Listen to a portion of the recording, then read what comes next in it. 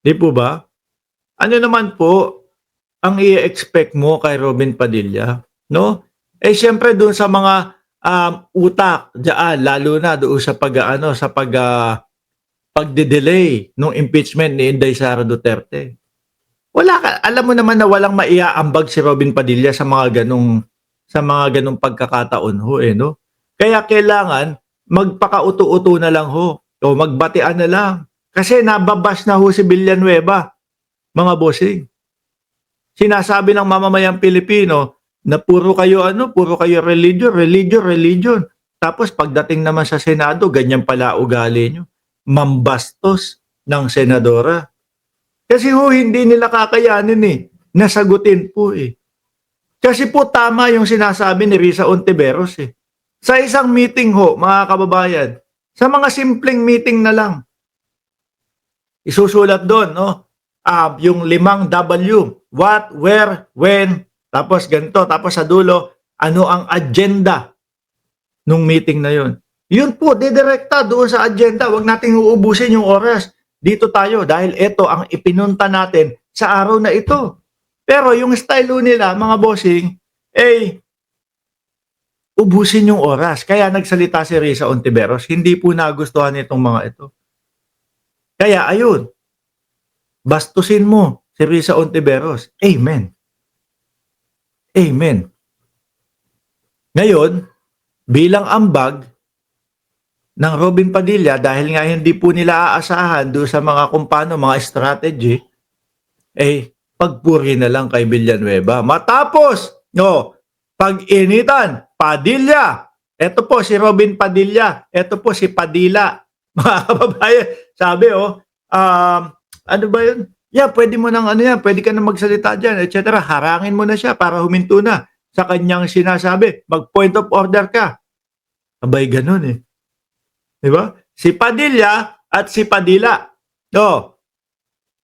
Padilla at Padilla. Bawasan nyo na lang po ng L. Ito, double L. Ito po, isa single L. Padilla at Padilla. Abay, gumanon pa. Daig pa si Malupiton eh, no? Naghayag ng papuri si Robin Padilla, no? Kay Joel Villanueva matapos niyang pag-initan. Yung suntukan. Diyos ko, sino naman maniniwala sa inyo dyan? No? Isa pa sa kagunggungan ni Robin Padilla, mga bossing. Lumabas sa bibig niya na ano sabi? Parang hindi niyo sinusunod. Parang, ano yung napag-usapan? Yung meron silang napag-usapan. Ano yung napag-usapan? Tapos sabi kay Villanueva, ano ka? Doon pala. Yung papuri ni Padilla kay Padilla. Naghayag ng papuri si Robin Padilla kay Joel Villanueva, no? Naghayag ng papuri si Robin Padilla kay Joel Padilla matapos niyang paginita ng kapwa senador sa latest Facebook post ni Padilla nitong Biyernes. Si Senator Joel Villanueva po ay magaling na majority floor leader. Veterano kaya matulungin sa aming lahat pagdating sa procedure. Wala. Ang nakita namin doon, inuutusan niya si Amy Marcos. At si Amy Marcos naman, parang tuta parang aso. Pati si Bato, inuutusan siya. Sige na, go na. Diba? Nakita niyo yun? Pati si Bato. Nagmumukhang aso na lang, sunod-sunuran na lang si Amy Marcos doon sa Duterte Block. Si Senator Joel Villanueva po ay magaling na majority matatandaan nagkaroon ng tensyon sa pagitan ng dalawa matapos ipanukala ni Villanueva na i-convene na ang Senado bilang korte para sa impeachment trial laban kay Vice President. Hindi po naintindihan ni Robin Padilla, mga bossing. Nakakampi pa din nila si Joel Villanueva. Diba? Kaya inaaway niya.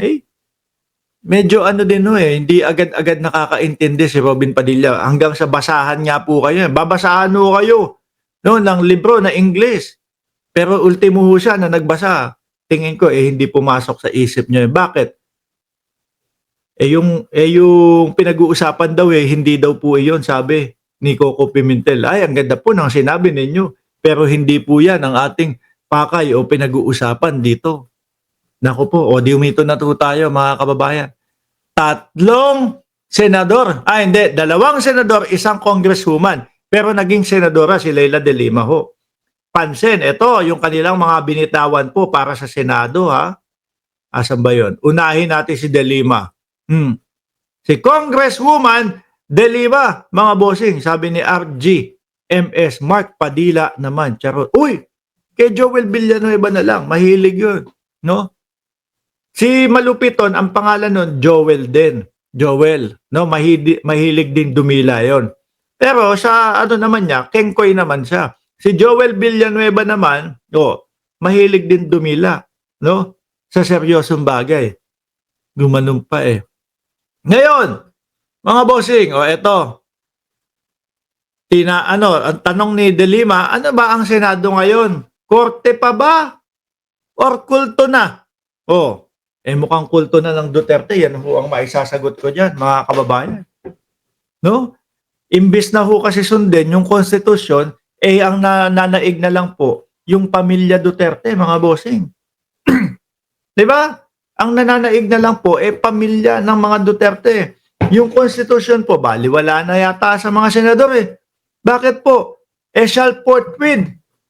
Kabaliktaran po ang ginagawa nila, kabaliktaran po ang gusto nila. Kahit sabihin pa na sandamakmak na Pilipino o sa taong bayan, ang gusto ay ituloy na galangin yung konstitusyon. Sila po wala kayong magagawa. Kami ang senador, no? Hindi namin kayo pakikinggan, galangin nyo na lang kami. Sir, sabi nung konstitusyon, agad-agad daw. No? Wala kayong magagawa. Kami ang senador. Kami ang nasa poder. Di ba? Sabi ni Kuya Jun, Boss Mark, baka maraming itinatago mga senador na yan. Kaya nagpapatuta na lang sila. Baka magkaturoan nga no? Eto, tingnan nyo, si ganito, ganyan. Siyempre, pagkatanong ho sa impeachment, hindi na ho dun pwede yung ginagawa nila doon sa Kongreso na paikot-ikot po. Isang tanong, isang sagot doon sa impeachment court. Di po ba? Sino, kanino, nanggaling, ganito, ganyan. Sino ang binigyan pa? Si Bato, ganito. Naku po, nadamay na sila na mga nakinabang din sa confidential fund. Naku, baka yun nga, no? Baka. Diba, Cheche Boreche at kabayan ko, kapatid ko. Senado, korte o kulto? Tingin ko kulto ng Duterte na yung Senado. No? Pero hindi po lahat. May 5 nanindigan na dapat po sundin ang konstitusyon. Basahin mo natin. Harap-harapan na tayong niloloko. No?